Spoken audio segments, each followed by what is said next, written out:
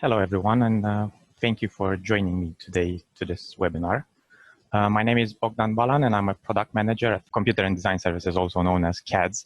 And I will give you a short presentation about vibrations, Footfall vibration, and how these can be checked with our software. So I would like to keep this webinar relatively short because I'm aware your time is limited, and also the attention span will drop proportionally with the length of the webinar. So if you remember when you registered, there was a question about the reason you would like to join. And the majority voted that they would like to learn something about footfall vibrations. So because of this, I've tried to base my presentation on sharing some knowledge and also give you a bit of guidance and what can be done with it. So let's get started. What are floor vibrations or footfall vibrations? Well, the term of vibrations, when applied to floors, it refers to the oscillatory motion experienced by the building and the occupants during the normal day-to-day activities. And this motion is normally vertical, like up and down. It can also be horizontal vibrations. In either cases, the consequences of this vibration creates nuisance to the building users, and in some cases there can also be damage to the fixtures and fittings, and in the worst cases this can affect the structural integrity of the building. So because of this, people started to look into how this type of vibrations affect the structure of the building. And the common source of vibration in this case is the human activity of walking.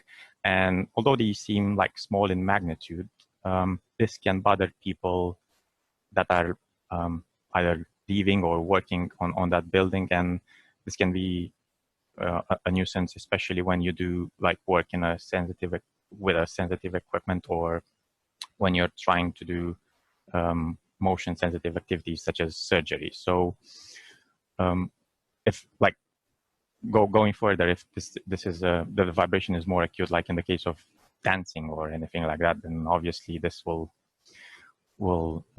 be a more of a bothersome, and obviously there will be this has to be taken also further. So as a common knowledge, well, as a shared thing between the engineers, is that only the steel and the composite floors are mostly affected by this type of vibrations. But you must not forget that in some cases, also concrete floors that are specially designed for hospitals or laboratories are also affected. And also with the post-tension slabs nowadays that are thinner and lighter, they will also be susceptible to footfall vibration. So it's good to consider this type of check in all cases, not necessarily for steel and composite floors. Why consider this type of vibration at the stage of design? And this is mostly to do with the fact that once constructed, this is very difficult to modify, to reduce this susceptibility of vibration. And the only major changes you can do is is to the mass or the stiffness or the damping of the floor system, and that needs to be done at really high cost. So it's better to decide these type of acceptability levels of vibrations at the concept stage, and basically all parties should be involved in this, and especially the client must be involved in specifying his acceptance criteria and also what he's expecting at the end of it, because there's a cost involved to this. At the moment, there are a couple of guidance provided in the UK, and then the industry experts recognize that the floor frequency was not the crucial issue, but how much the floor responds to the person walking. So various organizations like the Steel Construction Institute or the Concrete Society or the American Institute of Steel Construction have produced guides to assist with the engineers. In UK, the most common are the ones from the Concrete Society and the Steel Construction Institute. The one from Concrete Society, it can be applied to any type of floor or material, either is it steel or composite or reinforced, and it can serve to design different types of structure. But most users tend to use it only for concrete, and I'm not sure why this is it. On the other hand, the SCI publications, they advertise themselves as only being useful for steel framed floors. So I assume people said, like, if the SCI is only for steel, the guide produced from the Concrete Society is only for concrete. But if you read the guidance, it will tell you it's for all types of structures. So you can try both. Generally, the vibration is considered to be a serviceability issue related primarily with the discomfort of the occupants or with the sensitivity of the equipment. When it's the sensitivity equipment, this is a straightforward thing because you know exactly what to do and how to limit that. But in the case of humans, the discomfort cannot be directly quantified because the perception and tolerance varies from individual to individual and depends on different other factors, such the type of activity or the time of the day when it's taking place, also the environment where it is. So there are a lot of factors. And like, if you know a bit about this field, you've seen that most of the vibration responses are given in terms of acceleration, but that's more of a theoretical side. So what the guides that I've showed you before do is they take that type of acceleration and also interpret it with the duration of the activity and also the frequency of the vibration, such that they will give you a simply to use response factor. And then this response factor is basically is a multiplier of the level of vibration that a human can perceive. So, for example, if you have a response factor of 1, this represents a magnitude of the vibration that is perceptible by a typical human. And if you scale it up, basically that will be like a response factor of 2 will be twice that, and so on and so forth. Going forward, there are types of different types of analysis methods that users can take advantage of to do their design. You have the simplified methods and the FE methods. Obviously, the simplified methods are mostly for do like quick hand checks and all that. But in the past, those were the ones that you were go to. But nowadays, with the FE analysis, everyone has an FE software available, so you can do that more accurately, and you can have different arrangements of slabs, and you can see localized points where you need to work on instead of just having to do like a crude approximation and be safe with. And then in this respect, we have our sorry.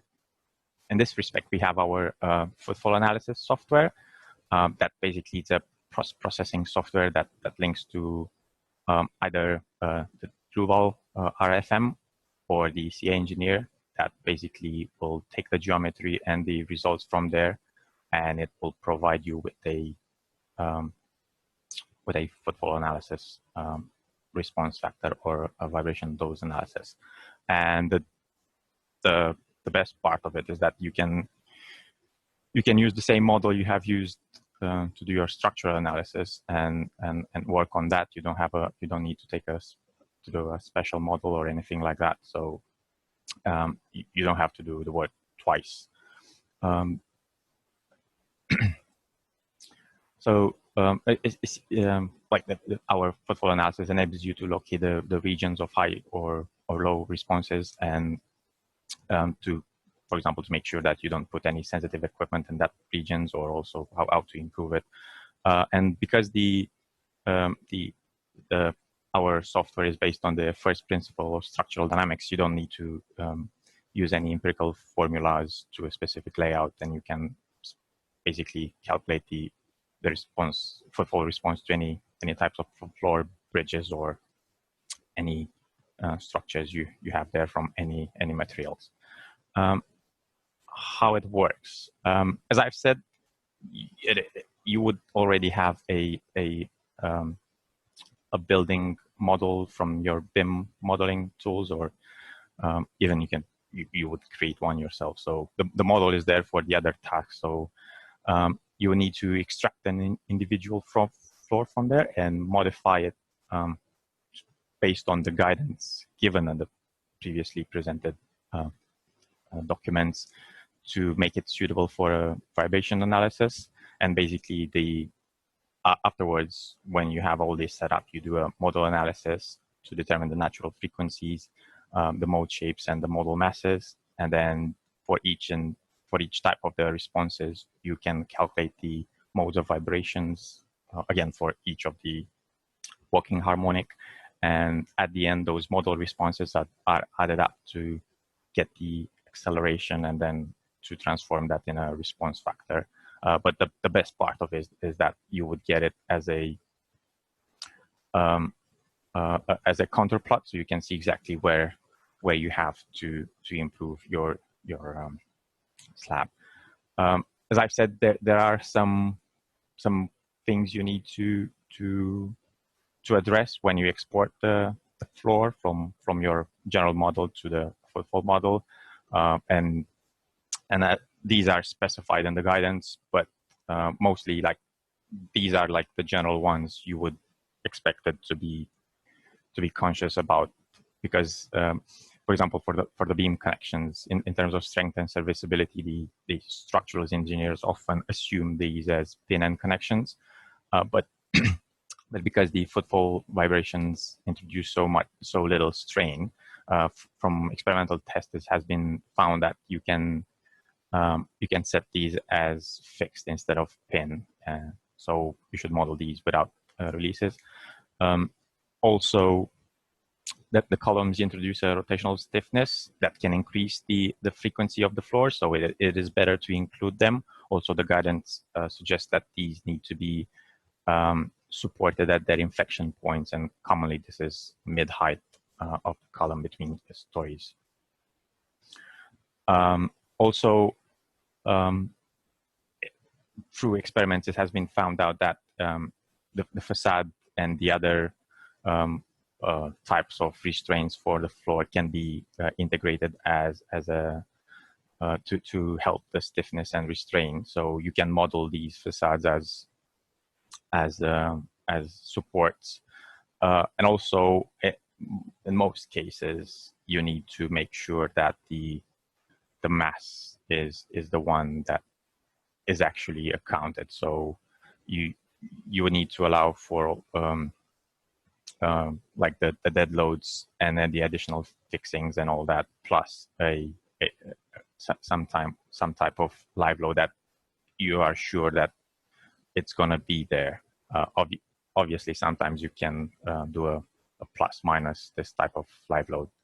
You can do 10, 20, 30 and see how that influences the response.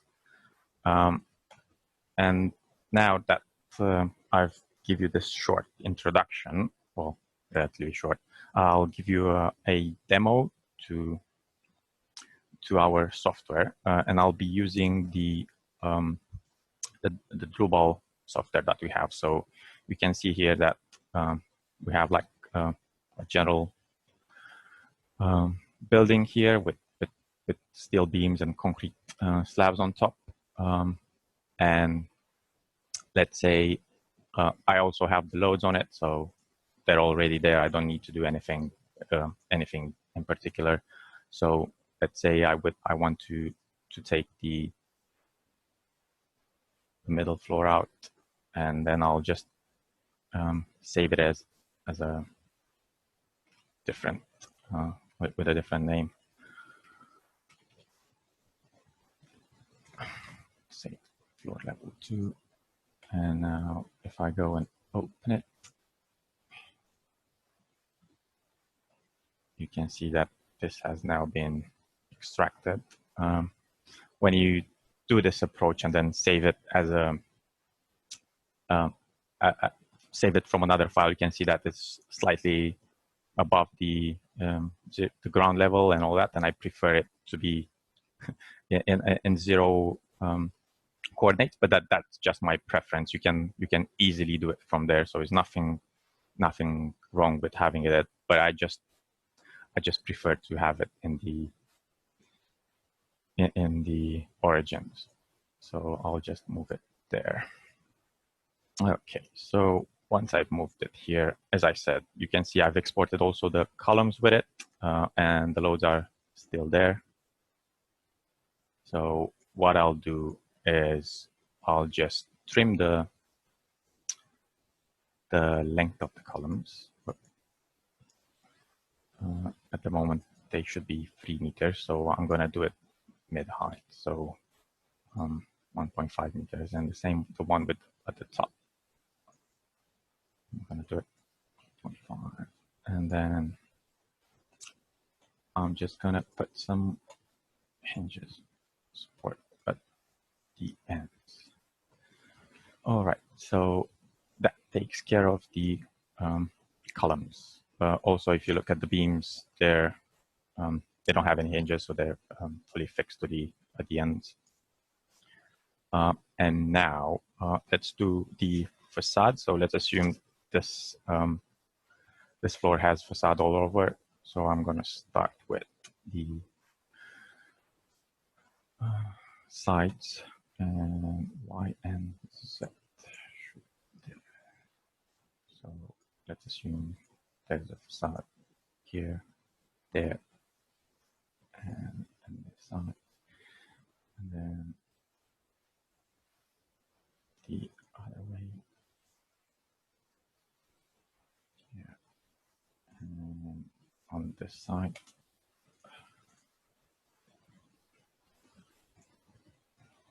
Basically, wherever you have like a wall or a facade or anything that it will provide you with the restraint, you should add this there.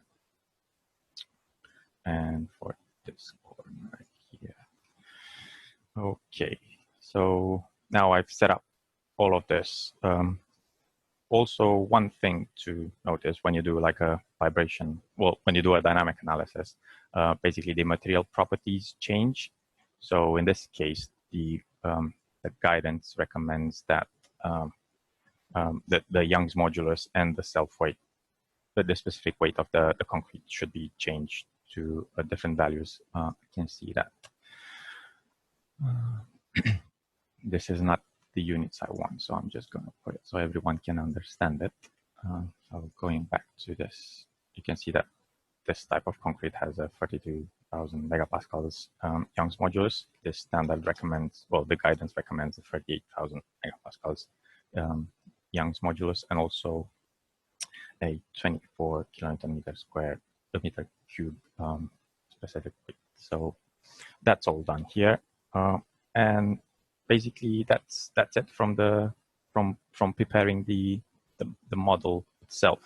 So this is all the changes you need to do to get your model from your standard model, from your structural analysis model, to make it available for a Footfall analysis model. Now what's left is just setting up the mass combinations. Whilst in a structural analysis you would have loads, in a sort of model analysis you would have masses. So what I'm going to do is I would assume that the loads that were applied on the floor, they will be transformed. They will be used also as masses. So there's no there's a straightforward approach here. So let me go to the dynamic module to this. I will turn the mass combinations on because, as I've explained earlier, you would need to do like mass load cases. So this will allow me to do it. And I will just go and link the load cases with the mass cases. So this will be, the first one will be the self weight. You can leave the self weight done by the software, but I've defined it as a component, so I'm going to choose it from here.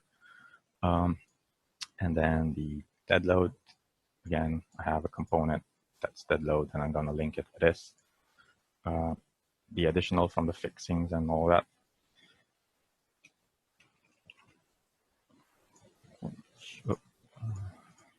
I'm going to do it again. And then the impose load, which again, I have it there, and I'm going to link it with these. So once I've defined my mass cases, I'm going to go and build up my mass combination. I'm just going to use one mass combination now. So I'm going to use all these in assessing the masses in each of the nodes. So as I said, let's take this one to 10%, assuming this is what we want. And I have 100% of dead load plus 10% of the imposed load. And that's it. Well, actually, no. In this case, I will need to set the which are the acting masses. So I don't want to do them split. I want them to do them all together. So because I've put them in the mass combination, I've chosen this combination to be. And also, because I'm only interested in the vertical vibration, I'm going to take the X and Y out and going to leave it just set. So all the mass will be concentrated in the up and down direction. And yeah, and also I will choose here to have a 10 to have 10 eigenmodes from the analysis. This is depending on your structure. It can be 10, it can be 20. It all depends on how big is the structure and how many modes you need to excite the masses you have applied to it. So in this case, I'll just choose 10. That should be enough. If not, I can come back and always increase the number and then see again if I need more. And this is more of an iterative process. So once I'm done, I'm going to calculate these. And in a few minutes, I should have the eigenmodes. So you can see here that this is my first eigenmode from the analysis, second one, third one, fourth one, and so on. So the first one is a 6.2 hertz, and then all to follow increasingly. And basically, once I'm happy with this is all I need in this case, and I can switch to our Footfall application. So I'm just going to go to open it. I want to take a few seconds to open this. And once I'm here, I just need to click the import button. There's no other settings. It will know where to look at and where to get the files it needs. So you can see that now I have this imported. You can only see the 2D elements. 1D elements are included in the calculation, but are not showed here for ease of understanding how it works and all that. You can see the first mode is 6.2 as it was before. It might look strange only because the color scheme is shared between them, but if I turn it off, you can see that now it looks as it was looking before. Right, so when you're here, you can go on the right-hand side and then go through the options to set up your analysis. You can see here you have the two options, the concrete center, the concrete society guides, method and the SCI method. We're going to go for the SCI method, and then it will all change accordingly, and forcing functions and all that will be specified based on that. Again, after that, you can go and specify what type of floor that is. You have different options here that you can choose from. This is obviously more of an office, and then based on that, you have the walking, the activity, which is walking, or others. So in this case, we choose walking. Also, you have a weighting factor, and this is mostly used in case of the highly sensible floors where you have to place other in equipment or surgery is going past. This is more a restrictive factor that will come into excuse me, that will come into place to lower your limits. But in this case, that's fine. It's just an office, nothing to worry about. And you can choose the self-excitation with the critical node. Basically, this is a worst case scenario where the software will go through each and every node and checks the response, and it will show you which one is the worst. But in the same time, you can specify a certain node. So for example, if you know that the excitation will happen at this point, you can just type it in there, and you can see that that will be the one that will have the excitation apply. You can either go for critical node, so to find out which node is critical when the excitation happens there, or you want to investigate a specific point. So in that case, you would choose another node from here. Let's say that one, and you would get the response over there. Right. So in this case, we'll leave it to self-excitation and critical node to get the worst case scenario.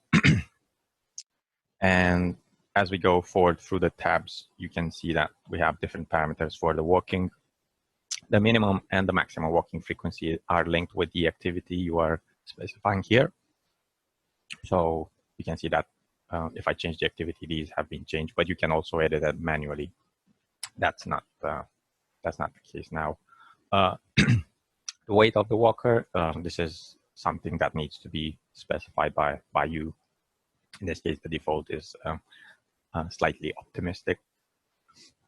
We can go with, excuse me, we can go with slightly heavier walker person. And then we have the damping factor, which is sort of an unknown number. The guidance recommends that unless you know specifically what you know specifically the damping based on testing and on rigorous assessment, to use the ones that they have specified. Guidance says that the damping factor is something that needs to be assessed really strictly and to have a lot of data from it. But if you don't have it, you should use the value specified by them, because they've run a lot of tests and they know how they've put the ballpark in it. So you should use that type of damping factor if you don't have it. So to come into the help, we also have it here presented in our help. So you can choose it from here based on the type of structure. So in this case, you can see that for the composite floors, you have a 3 to 4.5%. So let's go to a 3% damping factor. And the number of footfalls represent the numbers, basically numbers of steps a person would take to walk across the floor. 30 is sort of on the low side, but if you look in the guidance, you would see that 100 will be the one that will cover most of the cases. So 100 footsteps would cover most of the walking areas that you would have there. With the VDV analysis, I'll come back later to this. With the response limit, this is linked with what it was before the floor type. So you can specify here the different types of response limit, but you also have a custom limit. If you have a custom project that you need to specify a limit, but these are from the guidance, they're recommendations from the guidance, and we applied it here. So once all these have been set, you just press calculate, and you should get your results in a couple of seconds, minutes, depends on how big is your model. So as you can see in this case, it says that the response exceeds the limits. We're going to see why is that in a few minutes, but basically this is the maximum. This is the overall maximum one. You can split it between the resonant response and the impulsive response. You can, by the looks of it, they're in the same place. So that might be a weak spot in our slab and needs to be addressed. So going onwards with the presentation, with the outputs, you have a 2D view options, which is just a view from the top, again with the same outputs. You have a section with the resolve graphs, where you can see what modes have been included in the analysis and what percentage of mass has been included from that modes. You can switch them on and off depending on what you're interested. You can also see here an interesting graph where you can understand what frequency is most affecting the most of your structure. In this case, there's no such thing because the limit is above, but in this case, you can see that frequency is higher than 2.1. In that case, will affect your structure. So you either decide to limit that type of activity to a certain limit if you agree with that with the client or with the expert, or if not, you would have to address your slab accordingly. And there's the impulsive velocity responses for the maximum node in this case here. So again, you can see how this behaves and how this dampens over time. Going forward with the calculation report, basically it presents most of the graphs that you've seen there, also in a tabular form, so you can see exactly what modes have been included and what not. And you'll have a result summary with showing the worst case, the overall worst case, and which node and which node and what the response is at that node. And then this is split between the resonant response and also the impulsive response. For the resonant response, you have the detailed results with the harmonics that have been taken into account to build up this resonant response. And similarly, you have the impulsive response that shows you the impulsive loads that have been used in building up that response. And yeah, this is basically the output. You can obviously print it as a PDF or a Word, but now because this lab, this floor sort of didn't pass the criteria. What can be done? Well, we can go back and try to improve the layout, or we can imply another type of footfall analysis method that is more permissive, but also more realistic from this point of view, and that's the vibration dose analysis. So if I just switch back to this. So the response factor R that I've presented you earlier is the measure of perceptibility for humans based on a continuous vibration, but the footfalls and the footfall induced vibration is not constant and it's not continuous. So you have a distributed vibration over a distributed time. So in this case, you don't need to consider it continuous. You need to say, well, the activity only happens for a certain amount of time, and it happens only certain number of times a day. And because of this, because it's not continuous and it is also short in terms of vibration, the vibration threshold has been increased. So you can have a higher vibration level because it only occurs at certain times, and basically people will not be perceiving it in the same way as a continuous one. So these type of perception levels that occur rare and are not continuous, they're expressed in terms of vibration dose values. And that's what the guidance also recommends, that if it's not the continuous one, just to use vibration dose values, because those are more realistic from the point of view of when it happens. So like you've seen this in our case, that this floor was marginally fading. We can always say, well, yes, but it's not continuous vibration, so we can perform a VDV analysis. So we have that option as well, where you would have to specify the duration of the activity. So how long will it take, for example, for a person to walk down the corridor, let's say 30 seconds, and also how many times per hour this happens.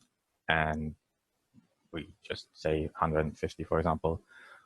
Again, you need to set up the environment, and this is linked with the thresholds and the limits provided in the guidance. So it's all there linked, but if you have a custom request, you can, again, put that one in there.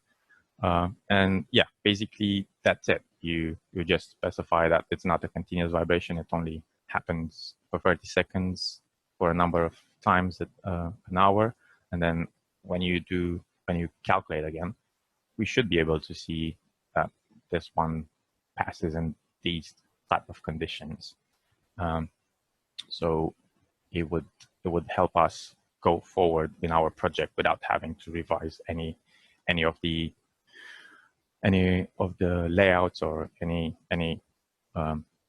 major fittings in it. So if we go back to this report now, you can see that the same report has been changed accordingly to show the VDV analysis. You can see that the limit specified by the in this case by the guidance, by the steel construction industry guidance, it's 0.8, and we have it 0.25, which is definitely lower in what it was before. So yeah, again, the same output you have here with the different response factors, but you can see that now with the vibration dose values, you have managed to show this as a pass instead of a fail in terms of response. And the vibration dose analysis is more close to reality because, as I said, it's not the footfall vibration is not a continuous vibration. It's more of a time occurrence vibration. So that's a sort of a good thing. Yeah, so this is where my sort of demo stops. Let me go back to the presentation. And just to throw up some conclusions, obviously vibrations are a complex topic, and it is recommended that these problems should be corrected at the design stage. Also, the FE analysis can give you accurate results, but it also will save you time because you don't have to do another model. You just have to pick the model you have there and address it accordingly to the vibration analysis guidelines. And as you can see, the vibration levels can be higher in the case of vibrations that are not continuous, and that's a thing for footfall vibrations because they're not always continuous. So you can use that instead of using a response factor. So you would get a continuous vibration comparison to that. And that was it. Thank you for your attention. But I will also, because I see I have a few minutes, I would just like to sort of emphasize that the since these criteria refers to human acceptance, a small variation in the sort of performance or response factors, like 10, 20% is highly unlikely to be noticeable. So if you look at these cases, they're all the same. From the point of view of a human being, they will all be perceived the same. But from the point of view of a number, you would say, well, this is a clear difference. But in general terms, you would require to change a level of vibration of a factor by 2 to be able to a human to perceive. So I think a bit of engineering judgment is required in assessing this type of things. And as you've seen before, if it was a 4.2 response factor that came up from the analysis, there wouldn't be any much difference between 4.2 and 4. So even if it's above the limit, you would need to judge it by yourself and say, well, actually, has this influenced that much human perceptibility, and do I need to do a lot of work just to show a number there that actually the human will not even notice it? Obviously, from the point of view of like contracts and all that, if it's a number there and you need to be below, yes. But I think it also requires a bit of engineering judgment to it. So yes, thank you for your attention.